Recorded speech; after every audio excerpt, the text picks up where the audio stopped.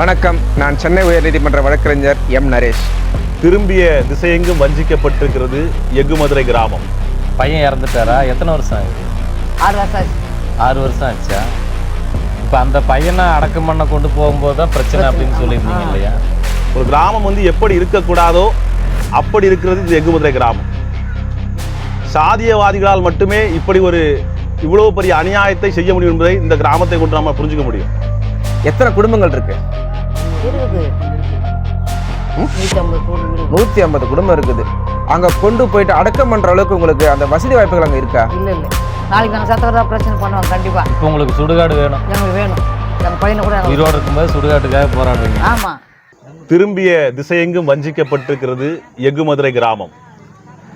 சாலை, ஏரி, குளம், சுடுகாடு, ஆரோக்கியம், அரசியல், பொருளாதாரம், உடைமை என எல்லாவற்றையும் இழந்திருக்கிறது. இத்தனை ஆண்டு காலத்தில் இவர்கள் இழந்ததை நாம் சொல்லி முடிக்க முடியாது. ஒரு பெண் ஒருவர் பாதிக்கப்பட்டிருக்கிறார், சாதிய ரீதியாக அவமானப்படுத்தப்பட்டிருக்கிறார். அவர் பட்டியல் வகுப்பை சார்ந்தவர். அவருடைய கணவர் மீது ஒரு பொய் வழக்கு புனையப்பட்டிருக்கிறது என்கிற அடிப்படையில் நானும் நண்பர் வழக்கறிஞரும் இங்கே வந்திருந்தோம்.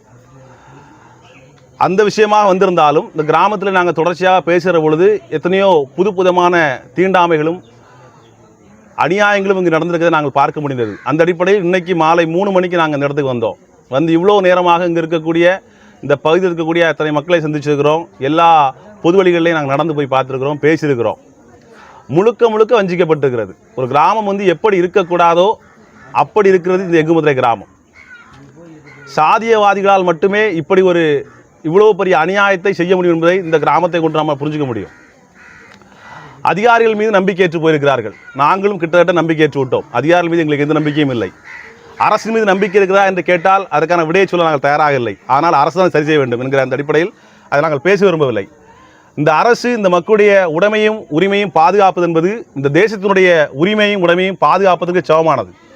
ஏனென்று சொன்னால் சுற்றி இருக்கக்கூடிய அத்தனை அரசு புறம்போக்கு நிலங்களையும் அபகரிக்கப்பட்டிருக்கிறது. அதற்கான எதிரான குரலை இந்த ஒடுக்கப்பட்ட சமூகத்தை சார்ந்தவர்கள் மட்டும்தான் குரல் எழுப்புறாங்க. வேற யாரும் அதுக்கான குரலை எழுப்பலை. ஒற்றை ஒரு நபரால் வஞ்சிக்கப்படுகிறது எகுமதுரை கிராமம். மீண்டும் வஞ்சிக்கப்படுகிறது எகுமதுரை கிராமம். இந்த நிலங்களை மீட்டு கொடுக்க யாருக்கு மீட்டு கொடுக்கிறார்கள்? இந்த ஜனங்கள் இந்த நிலத்தை யாருக்கு மீட்டு கொடுக்கிறார்கள்? இந்த அரசுக்கு தான் கொடுக்கிறார்கள்.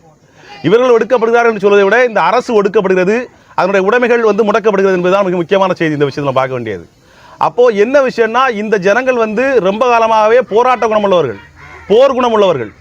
இவர்கள் தங்களுக்கு மட்டுமல்ல, தங்களை சுற்றி இருக்கக்கூடிய யாருக்கும் எந்த ஆபத்தும் எந்த இழிவும் வந்துடக்கூடாது என்கிற நிலையில் இருக்கக்கூடியவர்கள். இவர்கள் போராட்ட குணமுடையவர்கள். அப்படிப்பட்டவருடைய உடைமையையும் உரிமையும் பறித்து விட்டால் இவர்கள் தங்களுக்காகவும் போராட மாட்டார்கள், தங்களை சுற்றி இருக்கிறவர்களுக்காகவும் போராட மாட்டார்கள் என்கிற நிலையில் தான் இவருடைய உரிமைகள் பறிக்கப்பட்டிருக்கிறது. இவருடைய உடைமைகள் இவர்கள் கையில் பிடுங்கப்பட்டிருக்கிறது. அது பல காரணங்களாக நடந்திருக்கிறது, பல காலங்களாக நடந்திருக்கிறது. அது எல்லாத்தையும் இந்த அரசு சரி செய்ய வேண்டும். அதை சரி செய்கிற வரையிலே இந்த களத்தில் நாங்கள் தொடர்ச்சியாக இருப்போம், தொடர்ச்சியாக கேள்வி எழுப்பிக் கொண்டே இருப்போம். லாபகமாக இந்த போராட்டத்தை செய்யவோ இல்லை லாபகமாக அரசியல் கட்சிகளை போல இதை கொண்டு போகவோ எங்களுடைய திட்டம் கிடையாது. ரொம்ப நேரடியாக இந்த அரசுக்கு நாங்கள் நெருக்கடியை கொடுப்போம். இந்த பாதிப்பை ஏற்படுத்தக்கூடிய அந்த நபருக்கும் நாங்கள் நெருக்கடியை கொடுப்போம். யாருக்கும் எவருக்கும் அஞ்சுகிற பழக்கம் எங்களுக்கு எப்போதும் இருந்ததில்லை. இந்த வழியில் எப்போது பயணிக்க ஆரம்பித்தோமே, எப்போது இந்த மக்களுக்காக இறங்க வேண்டும், பேச வேண்டும் என்கிற நிலைக்கு நாங்கள் வந்தோமோ அந்த நாட்களிலிருந்து இன்றைய வரைக்கும் எங்கேயுமே நாங்கள் சமரம் செய்து கொண்டதில்லை. எல்லா பிரச்சனைகளும் தொடர்ந்து போராடி இருக்கிறோம். அந்த பிரச்சனைகளை நாங்கள் மக்களுக்கான உரிமை வென்று கொடுத்துருக்கிறோம். அதுபோல் இந்த விஷயங்களையும் கண்டிப்பாக நாங்கள் போராடுவோம், களத்தை தொடர்ந்து இருப்போம். தமிழ்நாட்டில் உள்ள 38 மாவட்டங்களில் முதல் மாவட்டமாக விளங்கக்கூடியது திருவள்ளூர் மாவட்டம். தமிழ்நாட்டில் மொத்தம் 234 சட்டமன்ற தொகுதிகள். அதில் முதல் சட்டமன்ற தொகுதி என்னும் சிறப்பை பெற்ற கும்மிடிப்பூண்டி சட்டமன்ற தொகுதியும் இதே மாவட்டத்தில்தான் உள்ளது. தமிழ்நாட்டில் உள்ள 12,618 கிராம ஊராட்சிகளில் முதல் கிராம ஊராட்சி என்று அழைக்கக்கூடிய எகுமதுரை என்னும் கிராம ஊராட்சியும் இந்த கும்மிடிப்பூண்டியில்தான் இருக்கிறது. இதுதான் தமிழ்நாடு நிலப்பரப்பின் தொடக்கம் எனலாம். இப்படி எல்லாவற்றிற்கும் தொடக்க புள்ளியாக இருக்கக்கூடிய கும்மிடிப்பூண்டி நிலத்தில்தான் ஊழலும் தொடங்குகிறது என்று பொதுமக்கள் குற்றம் சாட்டுகிறார்கள். கும்மிடிப்பூண்டி சட்டமன்ற தொகுதியின் தற்போதைய சட்டமன்ற உறுப்பினராக இருக்கக்கூடிய திமுகவை சேர்ந்த திரு TJ கோவிந்தராஜனின் உறவினராகிய எகுமதுரை கிராமத்தைச் சேர்ந்த TCR மகேந்திரன் என்பவர் அரசுக்கு சொந்தமான 50 ஏக்கர்களுக்கும் அதிகமான அரசு நிலத்தை பல ஆண்டுகளாக கையகப்படுத்தி வைத்திருப்பதை ஒருவர் தட்டி கேட்டார் என்பதற்காக அவர் மீது கொலை முயற்சி வழக்கு பதிவு செய்யப்பட்டிருக்கிறது. திமுகவை சேர்ந்த TJ கோவிந்தராஜன் எம்எல்ஏவுக்கு நெருங்கிய உறவினராகவும் அதிமுக இளைஞரணி மாவட்ட துணை செயலாளராகவும் திமுக கட்சியின் ஒன்றிய துணை செயலாளராக இருக்கக்கூடிய மஸ்தான் என்பவரது தம்பியாகவும் முன்னாள் ஊராட்சி மன்ற தலைவர் ஸ்ரீபிரியாவின் கணவராகவும் இருப்பதால் உள்ளூர் காவல் நிலையமும் மகேந்திரனுக்கு உடந்தையாக செயல்படுகிறது என்று உள்ளூர்வாசிகள் தெரிவிக்கிறார்கள். மேலும் அப்பகுதியில் வசிக்கும் தாழ்த்தப்பட்ட மக்கள் 150 குடும்பங்களுக்கு மேல் வசிக்கிறார்கள். அதில் 90% பேர் மகேந்திரனைப் போல அரசியல் செல்வாக்கும் ஜாதி செல்வாக்கும் மிக்க செல்வந்தர்களிடம் பண்ணை அடிமைகளாக இன்று வரை சிரமப்படுகிறார்கள். பட்டியல் சமூக மக்களின் நிலங்களை பறித்ததோடு அல்லாமல் அரசுக்கு சொந்தமான பல 100 ஏக்கர்களை கைவசப்படுத்தியிருக்கிறார்கள் செல்வாக்கு மிக்க இந்த அரசியல்வாதிகள். அரசு நிலங்களையே தனதாக்கி அதே நிலத்தில் பாதிக்கப்பட்ட தாழ்த்தப்பட்ட ஏழை எளிய மக்களையே அடிமைகளாக நடத்துவது வேதனையிலும் வேதனை. இவர்களின் ஜாதிய செல்வாக்கும் அரசியல் செல்வாக்கும் காவல் நிலையத்தையே தன் கட்டுப்பாட்டிற்குள் வைத்திருக்கிறது.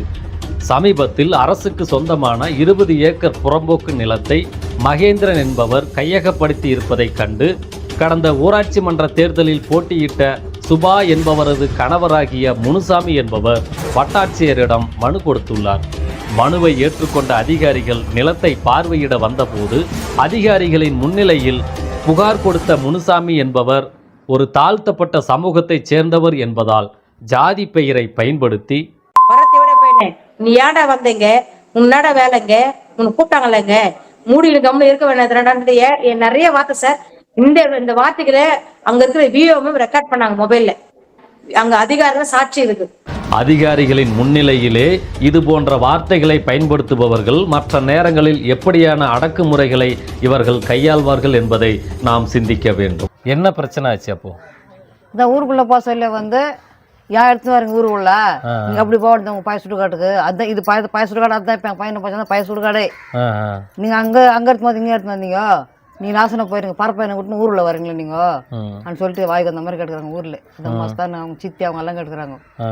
அப்போ இது வந்து இங்க ஒரு பையன் கேட்டுக்கிறான், யார் மேலே பேசுறீங்க, நீங்க எல்லாம் கலந்தாலும் பேசி எடுத்துன்னு போறோம். கிராமத்துக்காக சொல்லிக்கிறாங்க, நல்லா அங்க மாத்திரலாம். அதாவது அதை அடக்கம் பண்றதுக்கு எந்த வழியா கொண்டு போனீங்க? ஊர் உள்ளவே கொண்டு போனோம். ரோடு கொண்டு போக சொல்லி ரோட்ல கொண்டு போகும்போதே ரோட்ல கொண்டு ஏன் கொண்டு வரீங்க ஊர் உள்ள, நீங்க காலனிக்கார வியாபாரம் ஊர் உள்ள எடுத்துக்கிட்டு சாவே அனு பிரச்சனை பண்ணிக்கிறாங்க. அதை தாண்டி இவங்க எடுத்து போயிருக்காங்க. எங்களுக்கு மொத்தம் சுடுகாடு வசதி கிடையாது. வணக்கம், நான் சென்னை உயர்நீதிமன்ற வழக்கறிஞர் M. நரேஷ். இந்த எகுமதுரை கிராமத்தில் இவர்களுடைய அனைத்து நிலங்களும் பிடுங்கப்பட்டுள்ளது. அரசாங்க நிலங்கள் தனி ஒரு நபரின் ஆளுகைக்கு கீழ் உள்ளது. இதை மீட்க வேண்டிய அரசு அதிகாரிகள் மெத்தனம் காட்டி வருகின்றனர். அரசாங்கத்தினுடைய அனைத்து சொத்துக்களும் அனைத்து மக்களுக்கும் உரிமையானது என்று அரசியலமைப்பு சட்டம் கூறுகின்றது.